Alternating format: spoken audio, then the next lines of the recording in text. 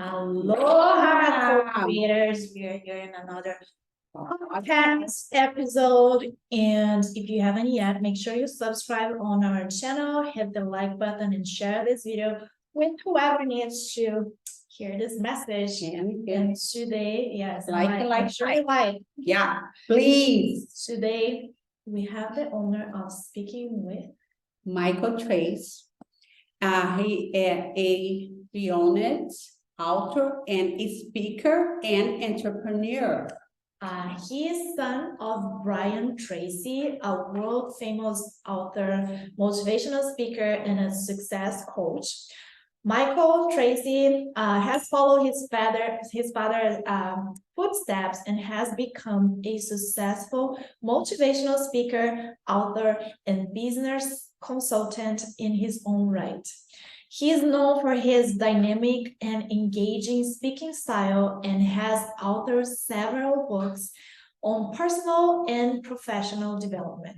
Michael's work has inspired and motivated countless of people around the world to reach their full potential and live their best lives. It's a pleasure to have him in our show today. Let's dive in.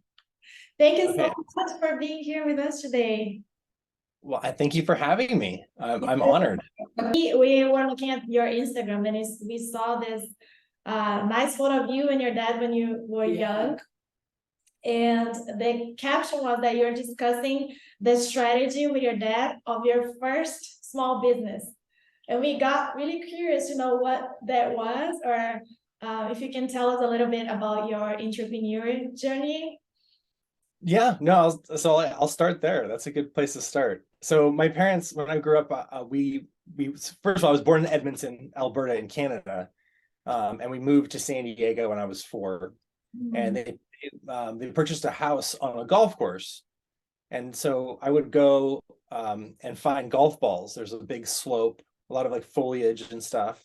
And I'd find tons of golf balls. And then I set up a little stand on hole 10. And I sold golf balls, back to the golfers that lost them. And, at one point I recruited a couple of friends and, we essentially found all the balls. So we completely, our supply ran out, and then we turned to the ponds. And so we started scraping the ponds for more balls. And then we moved to different holes, and eventually we started going to different golf courses, and then we saturated the market. So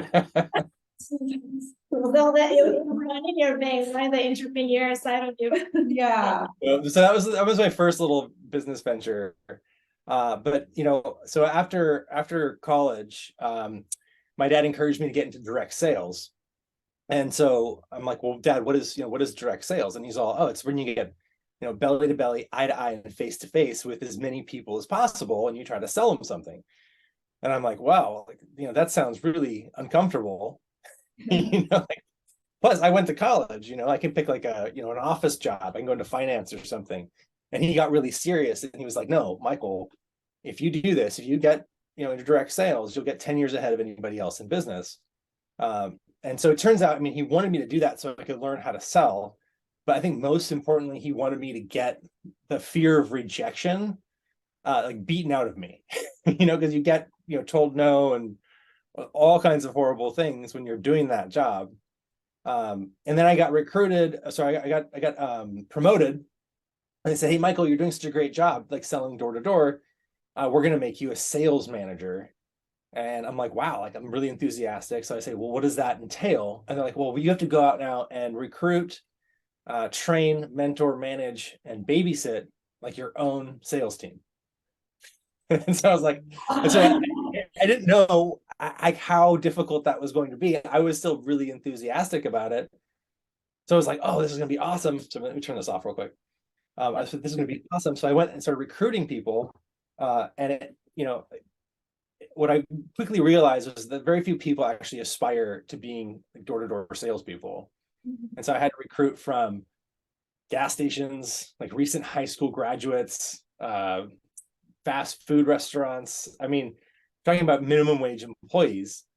And you recruit 3 or 4 people, and then within weeks they would all quit. So you're constantly recruiting to keep up your team's headcount.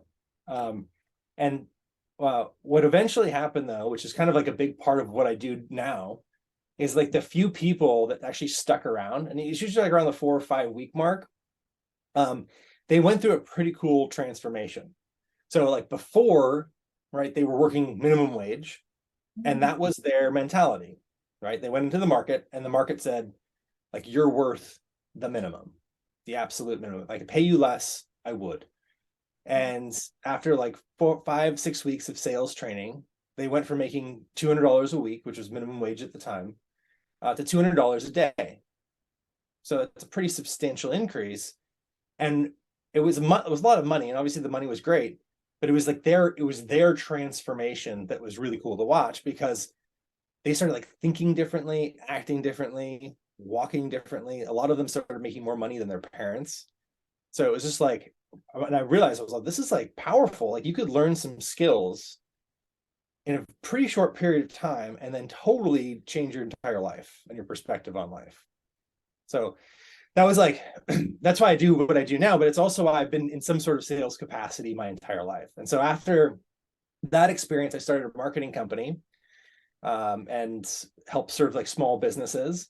And then I moved on to a software startup where I was the head of sales, and we blew that up like 800% in a couple of years. And that company was sold to a big international bank called Barclays. So I ended up at a big bank. So I ended up in finance anyway. But that wasn't really my speed. When you work at a huge organization like that with 160,000 employees, you're talking about just being a very small part of a much bigger machine. And I always like to put my fingers in lots of different things, like with the paint. And so after that, like the founding team started another company. So I co-founded another software company, and after that, I started my own sales training and business growth education company called Sales Journey. So that's kind of my path. Thank you for sharing that with us. That led me to a few questions, because it's that right in the beginning when you were sharing that, you said about getting past the fear of rejection. How did you overcome that fear of rejection?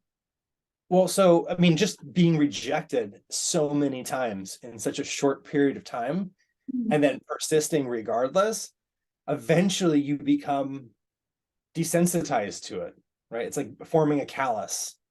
You just don't care what other people think about you. And when you don't care what other people think about you, that is kind of like a superpower, if you think about it, because you're not constantly second guessing yourself. You're not constantly wondering what this other person is how they're going to judge you. You get to just be free to make, the decisions that you think are the best for yourself.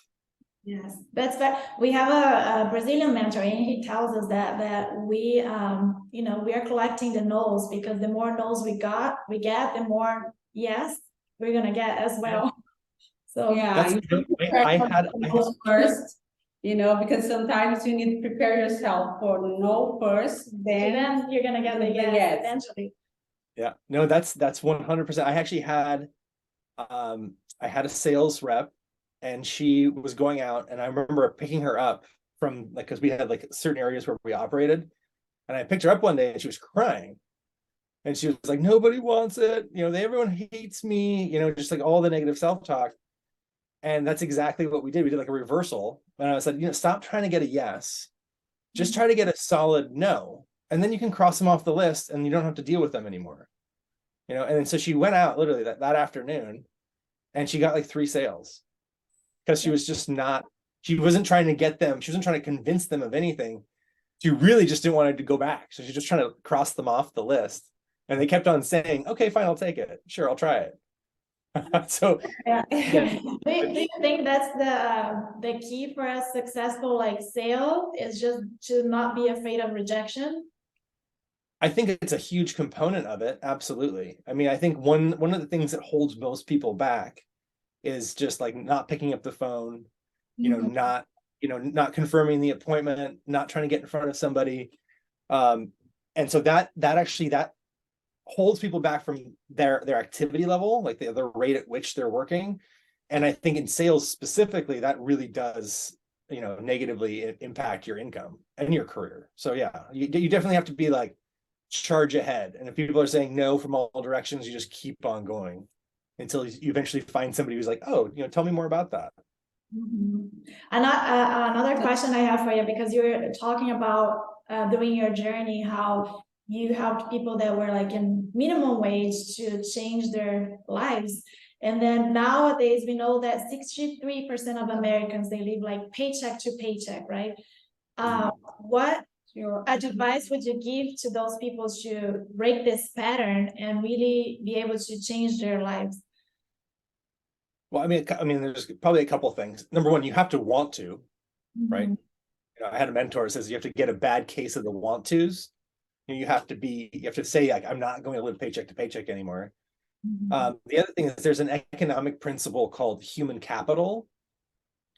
And the best definition of human capital is a question. And the question is, if you were to be stripped of all of your assets, like all of your money, right? And you were just left with the clothes on your back, and you were dropped off in the middle of a city like New York or LA or Honolulu, how would you do? How fast could you recover?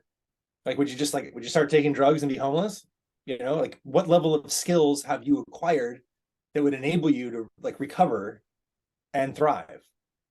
And so, if you think about somebody like Bill Gates, take away everything, all his money, his companies, all his houses, and you leave him his khaki pants and his polo with his running shoes and throw him out in the middle of New York. And within days, he'd have like book deals and consulting jobs and all kinds of things. Like he'd be totally fine. So it's so how do you add human capital to yourself? Well, there's like two ways to do that. One is to learn new skills, like specialize in something, right? Learn something new, essentially add value to yourself. And the second part of that is figure out how to add value to somebody else or some other company. So it's about value add. And I think there's a big a misconception with money, generally speaking, is because people see people, especially like Instagram and stuff, you see like the highlight reel where people, look really wealthy, and you think to yourself, oh, I just need a bunch of money. I just need to get some money. And money is like actually just the byproduct of value being delivered, right? So if you want to, generate more money for yourself, you just think, well, how can I add more value to people around me, to different businesses or whatever industry you're in? And if you are employed by a company, you say, well, how do I make myself more valuable to the company? Like what skills do I need to learn that makes me indispensable and, will result in a higher salary or bigger commissions or more paychecks, Yeah, Those are amazing tips. But many people nowadays are constant chasing success and more money, right?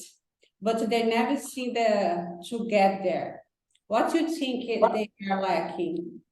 Why people don't really achieve their goals, and why they're always chasing, but never really get the results. So I call that the destination fallacy. It's because there is no there, right? So let's say like you have a goal, you want $1 million, in cash in the bank, or you want $1 million a year in income or whatever. And so you get there. But when you finally get there, like the person that you had to become to get there, now all their goals are going to be different, right? So you keep on trying to arrive at this destination, but the destination keeps on moving because you're moving. You're expanding, you're growing as a human being. Now, I know people who make all the money they could ever want, and they go, well, now I want, a long-term committed relationship and children. And it's like, well, now that's their destination, right? Is now I want to be married with kids. And it's like, well, it just changed. And then some people who are married with kids, like now they want, all the money in the world. And so it's constantly changing. And so as soon as you realize that wherever you go, wherever there is doesn't exist, there's this interesting concept in Buddhism that says like it's called, you don't want to be attached to things, because as soon as you get attached, that's when all your suffering happens. And so if you use the example of somebody who says like, well, I just want to be alive and dance at my granddaughter's wedding, right? And when they finally get there, right, they start crying, right? They're sad. And it's because they realize that the moment is fleeting, right? It's not going to last forever. So as soon as the moment hits, they realize they're going to lose it, and it causes like a mourning, So the idea is like, try to be present. Don't get attached to outcomes. Like, you can control what you do on a daily basis, but you can't control the future or the past. Like, you can't change what's happened in the past. No amount of thinking about it or reveling in it or regretting it is going to change that. And you really can't predict the future. Like, I mean, no one could predict the last 5 years, there's just no way. So people do it all the time inside their heads, and they try to project themselves out, 5-10 years ahead, and they just feel anxiety, stress. And so you have to really kind of bring yourself back to the present and just focus on what you can do that day. That this is like a very powerful tip that you just gave, because I feel like, a lot of people are constantly chasing, and they seem to never get there, because as soon as they get something, they want something more. We normally say, like, human beings are endless, they have endless desires for things. It's always something more, and then people never seems to find happiness, right, when they're constantly chasing. And also what you just said about being more focused on the present and not so much thinking about the future or the past, because what we can do is like right here, right now. Yeah. Exactly.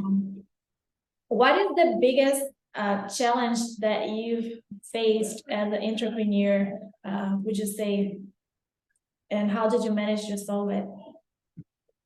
That's a good one. So I created this marketing company after, being really successful in my sales career, and I was able to get a lot of clients for the company. And then I was kind of forced to deliver all these marketing services. And what I did essentially is I'd sell for a week, get clients, deliver for 2 or 3 weeks, then sell for a week, get more clients, and then deliver for 2 or 3 weeks. And I stepped back and I'm like, oh my God, I just created myself a job, right? Because I capped my income because I wasn't able to scale. And so then I had to wrestle with, well, do I want to scale this? Like, do I want to bring on more employees? And this is coming up after I had just managed sales teams for like 3 years. And I was like, I don't want to babysit people. I don't want to be in that position, because management is a skill set, and it is a really hard job to manage people. And so the way I solved that is I started looking for software startups, that were just starting out. They needed co-founders, people with sales skills. They had the engineering chops. They had the investors lined up, but they needed like somebody really good at sales. And I was like, well, that's perfect, because then I can just do exactly what I'm good at, and allow everyone around me to do exactly what they're great at. And that's a great way to scale your skill set versus trying to do it all by yourself. And so that was my biggest challenge. And I think a lot of people fall into that bucket. I think it's like something like 55 or 60% of small business owners only make like $60,000-$70,000 a year, because of that exact thing. Is like they want to start this business, but they don't know how to, they don't know how, or don't want to manage people. They don't know how to delegate. And so they end up just creating themselves a job. And it's a lot more work. They have to work harder. So yes. And me, like, because we also own a business here in Hawaii, beauty business, and we've learned that as well. Like, when you do the work, you just create yourself a job. And escalating is really delegating, right, your time, so other people can do what you're not good at, and then you use your time to really grow your business. Michael, I have another question for you. Yeah. What would you say is the biggest life and also business lesson that you've learned from your dad? Oh, this is a big one, because there's so many. I don't know if there's like the best one. There's some fundamental, there's like some foundational things that he taught me when I was growing up. And one thing he taught me growing up, he said, Michael, he's all, if you tell me the truth, you'll never be in trouble. You know, if you tell me the truth, you'll never be in trouble. And I got in trouble all the time. You know, I was not an easy kid. And so every single time he'd be like, well, what happened? You know, and I knew my get out of jail free card was just to be transparent and honest. And so I'd be very honest and upfront. And I'd always be worried that there was going to be some, you know, punishment. And, you know, he'd just say, well, Michael, thank you for telling me the truth. You know, what did you learn? And so I'd tell him what I learned. And if that was satisfactory, then that was the end of it. So, and then what I realized later on in life, and with my kids too, is that, you know, it's a cool thing to learn as a kid, because in life, you know, when you get in trouble and you lie, you can't recover from it if you're an adult. It's a perpetual downward loop. But if you get in trouble and you're honest, even if you made a big mistake, but you're just transparent and honest about it, the trouble is not as bad as it would be if you were dishonest or lied about it. You know, I think that's one thing that, you know, everybody needs to be very cognizant of, is like, you only get one reputation. Like maybe 100 years ago, you could sully your reputation in a small town or whatever, and you could pack up your stuff and move to another small town and start over. But we're all like super hyper connected. You can't escape your reputation. You say you do. for your girls. Well, I have 3 girls. You I have say 3 girls. Yeah. 3 girls. Okay. Yeah. Okay, Michael. And how about your business lesson? What is the biggest business lesson that you've learned from your dad? Oh, so business. So hard work, I think. I mean, he did that by demonstration. You know, he'd always be working really hard. You know, and ultimately, you know, we're both big fans of continuous learning. I think there's been a lot of like recent attention around like this idea of a growth mindset versus a fixed mindset. But really, it's just about knowing that everything is learnable. Like, there's no skill that a human being can't learn if they're like dedicated to it. And so, you know, having these concepts in your mind at a young age, you know, and sometimes I hear my daughter say it, you know, and it's like, I'm not good at math, you know, and it's like, no, you're not good at it. It's just you haven't practiced it. You haven't learned it yet. And everyone is an adult, like, you get locked into these like self-limiting beliefs. And like they get like harder and harder to undo as you get older, and eventually they end up like robbing you of all your potential, because like eventually I'm not the type of person who can wake up earlier. I'm not the type of person who can go to the gym, you know, 4 or 5 times a week, or I'm not the type of person who could read a book a week, or I'm not the type of person who can like really just dedicate, you know, 3 hours to getting new business every day, or I'm not the, you know, and I can never speak on a stage. That would scare me too much. You know, you just get locked into these things. And as soon as you hear yourself say to yourself, and this is one of my mental triggers, this is like inspired by my father too, is as soon as you say to yourself, you know, that would make me feel really uncomfortable, you know, then you have to do it, right? Because that means when you hear yourself say that, or you start getting uncomfortable thinking about something that you probably should be doing, that means you've just ran into your comfort zone, right? You ran into the wall of your comfort zone.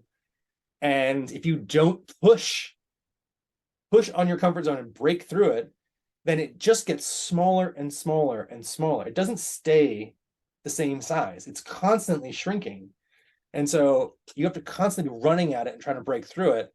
And it's uncomfortable and it sucks. And so but that's the point. The point is, once you break through your comfort zone, on the other side, it's not easy, right? It's really uncomfortable, but you have to like learn new things. You're like flailing, you're flopping around, you're stretching, and eventually you build a level of competency in something where you go, okay, I can do this, and you do that enough, and then you basically, if you do that enough, then you get a new attitude, and the attitude is, you know, I can do this if I want, right? Like. And then you look at all the possibilities of all the different things that you could learn and do. And then you have to say, like, well, what's the opportunity cost to learning this versus something else?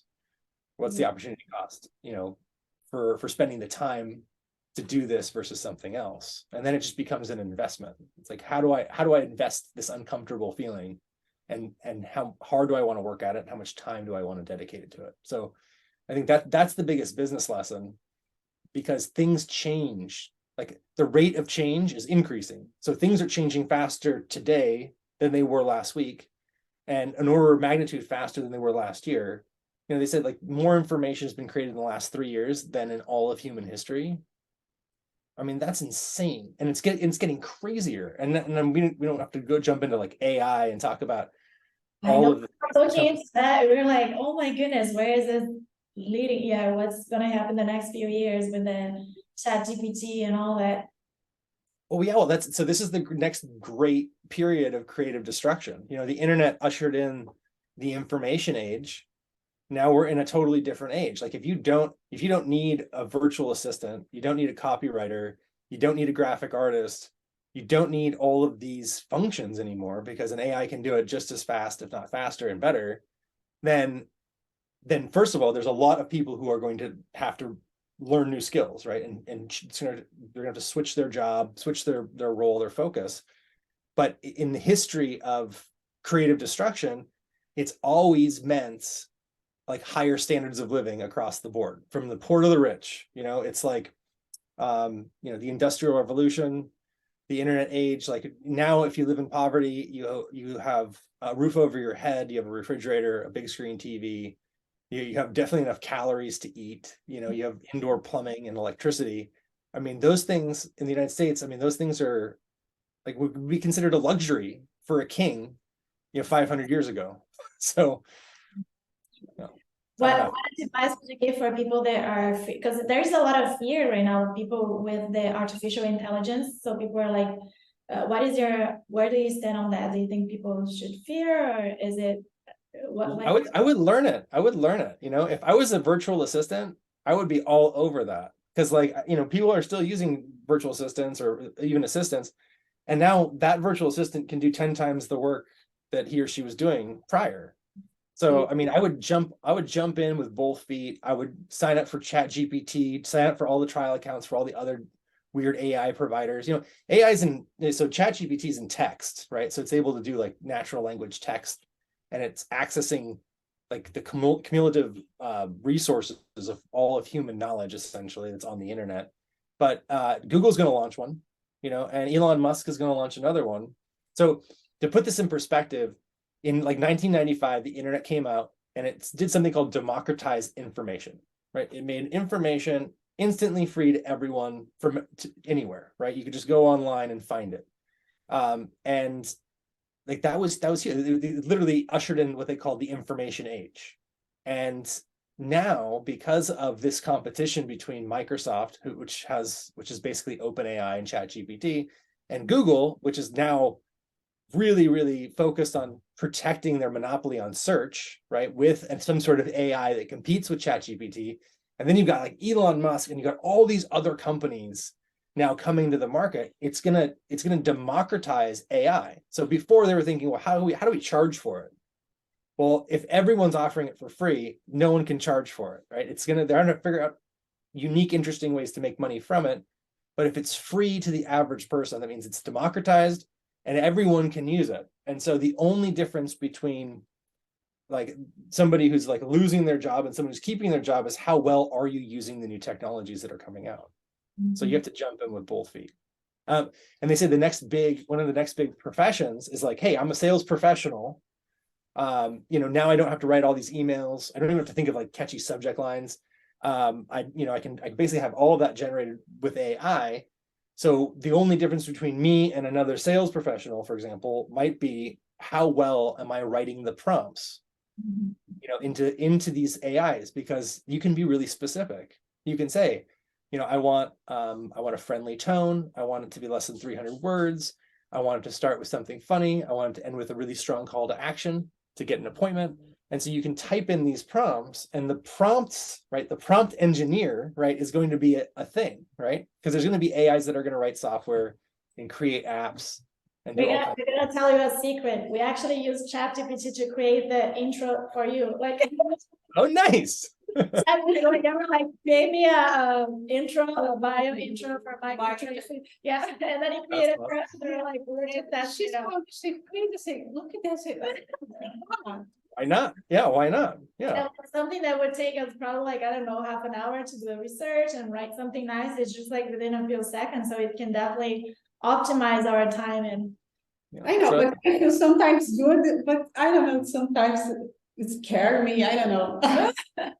It is kind of scary, but I think anything new is kind of scary, right? I mean, just generally speaking, it's because you're unfamiliar with it, and so you're uncomfortable using it. So it's kind of like an interesting concept.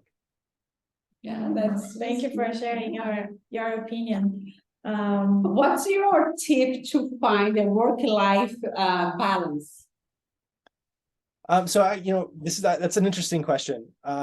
So it used to be like the prevailing wisdom with specifically like parenthood and, being a husband and stuff like that. It was all about, quality time. You've heard that, right? You just spend quality time with your kids and quality time with, your spouse and quality time. And those obviously you do want to spend quality time with them. But what's more important than quality time is quantity time. Quantity time. And that means, especially with children, it's like being around. You don't have to be interacting with them all the time, but they need to know that you're present, that you're accessible, that you have a presence in the home, even if you're just sitting on a chair reading, like that presence, you just being around adjusts their behavior, it changes their mindset, it gives them a certain level of security. And so I can work, I work from home and I can be around my kids. I don't have to be like with my kids every second, but if they know I'm here and they know I'm accessible and I can help them with stuff, I think that's a great way to achieve work-life balance, is figure out how to work as much as possible and be around the people you care about the most. That's nice. Do you have any morning routine that you can or not just morning routine, but you have a time that you take for yourself to de-stress and have inspiration to have? So I have, I love this because I do have some routines. I call them rituals, because there's certain things, there's some concepts, there's psychological principles behind rituals that are really cool, which I'll explain in a second. But for morning routine, I like to wake up like as early as possible, like between 6 and 6:30 usually, which is about an hour before my kids get up. I like to drink coffee. I'm a big coffee drinker, and I like to read in silence. I love the quiet, calm morning. If I wake up and I'm forced to react, to the day instead of me proactively tackling the day, then that changes the dynamic a little bit. So I try to protect that morning ritual. And then, so the science of motivation is say when you don't feel like doing something, sometimes if you just have a little ritual that you do before you usually do it, you just do the ritual, and then you'll naturally just kind of fall into the thing that you don't want to do. So you should have a ritual before you go work out. You should have a little ritual before you start work. And create these little rituals so that you just naturally fall into like a good pattern of behavior. Thank you for sharing. And just out of curiosity, I know this is personal, but you were talking about some Buddhist principles. Are you Buddhist, or what is your relationship with your spiritual side? Do you have any? Do you believe in? I'm not religious. I would consider myself just a spiritual being. I try to realize that we are just spiritual beings occupying physical bodies. Yes. And I think there's so much truth. If you go back and look at all the spiritual teachers, if you look at Buddha or Confucius, or Jesus, or Krishna, if you go back and look at they all basically say the same thing. Yes. Which is thoughts are things, your outer world is a reflection of your inner world, forgive people, pray, basically, which means put positive things into your mind, exercise gratitude, there's so ritualized gratitude, is a common practice, amongst almost every world religion. And it's because it works. Like they've done studies where they find people and they get them to think about things they're grateful for, and then they make them express that gratitude to those people who have like helped them achieve those things, or who they're grateful for. And what they found is that gratitude is great in and of itself. You can think, oh, I have all these things, I'm so grateful. But when you express gratitude, it changes like your neuropsychology. It like dumps in a bunch of like happy chemicals. It reduces blood pressure, lowers your heart rate. There's like 8 benefits that if they took those benefits and put them in a pill and they could sell the pill, it would be worth like $1 trillion bajillion.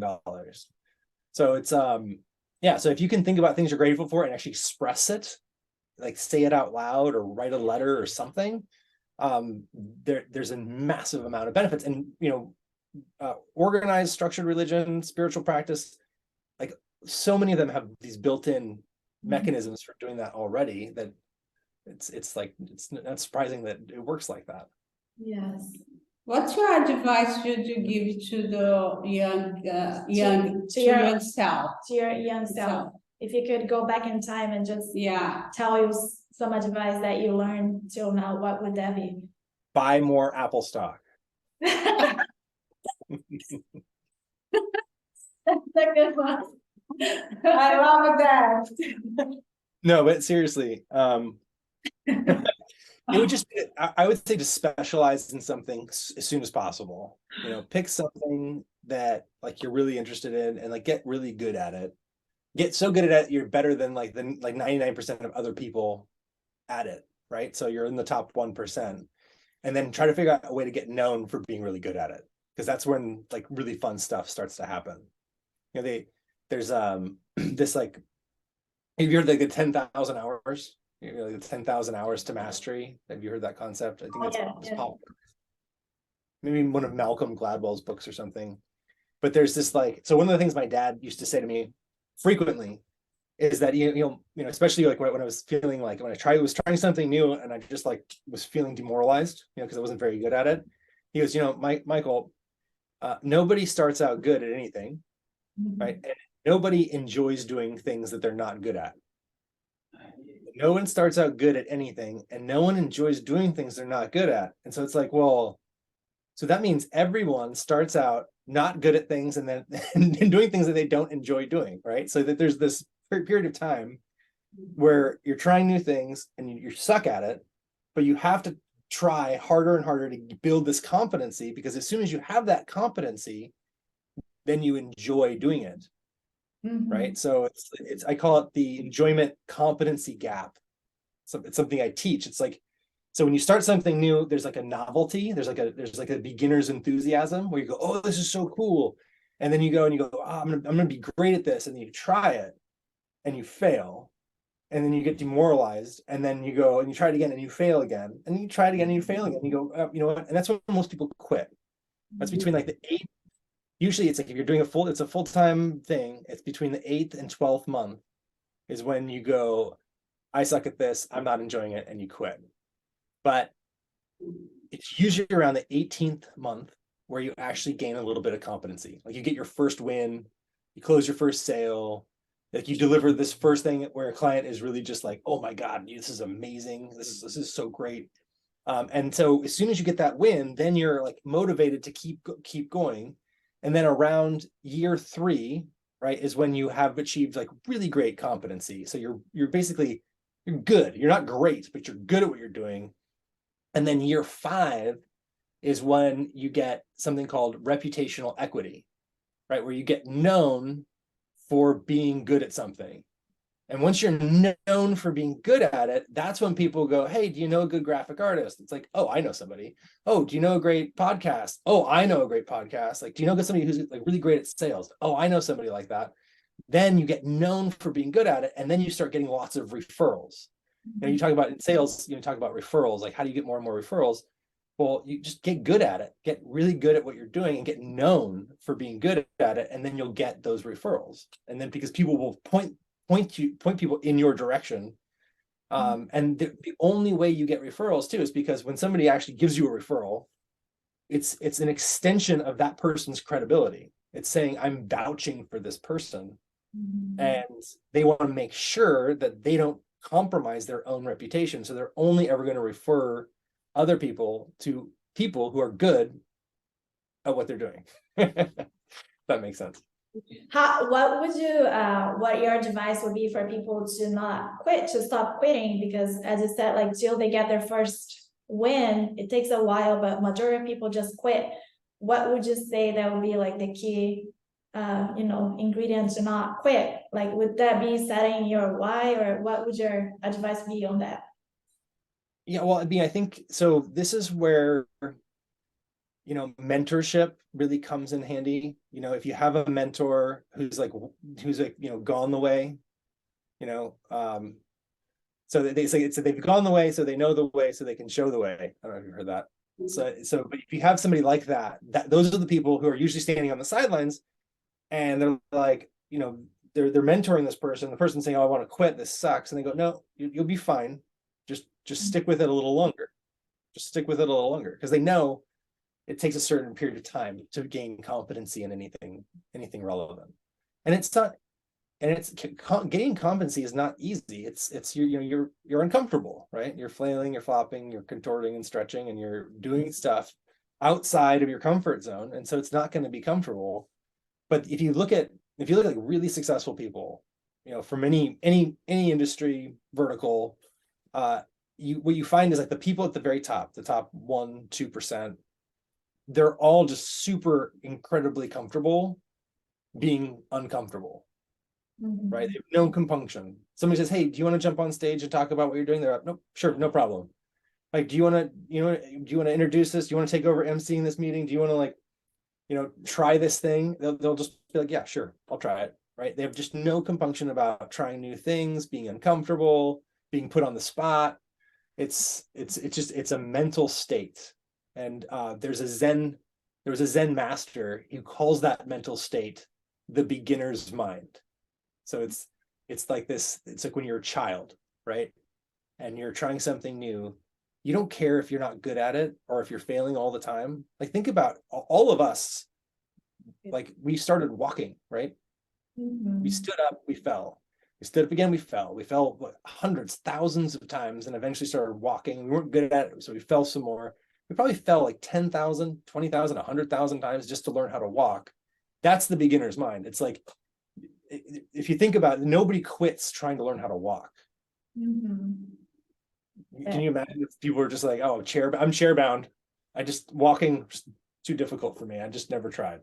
I couldn't get past the whole falling the 30th time, so I quit. I quit trying."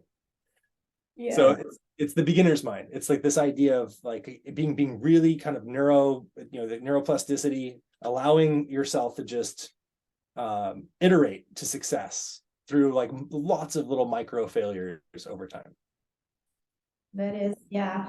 I think people compare themselves too much with people that are where they want to be, people that are successful, and they look at their actions and they don't want to do the work, but they think that those people got there just by magic. But nothing is by magic. Well, so I have young daughters who aren't on social media yet. I mean, how they're on Roblox. If you don't mind saying. Yeah, so 4, 8, and 11. Oh. Yeah. So yeah, we're in the thick of it. Girls. And there's studies coming out all the time. The most recent one was, I think it was in the Wall Street Journal, and it was talking about how teenagers, especially teenage girls between like 12 and 16, if they're on Instagram, they're like 35 times more likely to be depressed, have anxiety, have suicidal thoughts. I mean, it's really horrible. And it comes down to comparing themselves to other people. And that's all they're doing. They're looking and they're saying, well, this person looks like this, and this person has this, and they just get despondent and sad and upset. And the problem with comparing yourself to other people, and it's like I got bad news. It's like there's always going to be somebody who has more money, who lives in a bigger house, who has a hotter wife, who drives a nicer car, who has a bigger plane, who owns a hotel or whatever. There's always going to be somebody that's going to be better than you. you know, that's just always going to be. And the thing is, when you think about somebody who's better than you know, you can be like, oh, this person's better than me. Or you can think, well, what the hell did they have to do to get that? Yes. You don't know their journey. You don't know what failed relationships they've had, what trauma, what horrible experiences, what they had to sacrifice, you know, who they had to kill. Who knows, right? You have no idea. So it's like, you know what? And that's the other thing. It's like you have to look at your life every day and say, well, what am I grateful for? You know, because we have so much just stuff and blessings and all these things around us. And if you tune into that, there's no limit to how grateful you can be. If you constantly think of, you know, comparing yourself to other people and all the things that you don't have, well, there's no limit to that either. So it's like, it's a mindset, you know. It's like you can tune into what you have, or you can tune into what you don't have. You can be happy or you can be miserable, and you can decide just that.